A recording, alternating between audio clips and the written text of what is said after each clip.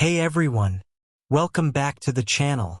In this video, I'll show you how to silence your myQ garage door opener in 2025, step by step.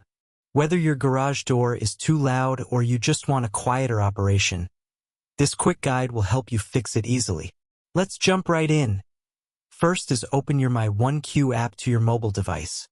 You'll need to open its casing. All it takes is removing 2 screws to access the inside. Once opened, simply unscrew and remove the small speaker. This speaker is a tiny round component with a hole in the center, which you can carefully pull out using pliers. After removing, your garage door will no longer beep. And that's how you can silence your myQ garage door opener in just a few simple steps. If this video helped you, make sure to leave a like, subscribe for more helpful 2025 tutorials, and turn on the notification bell so you won't miss the next guide. Thanks for watching, and see you in the next one.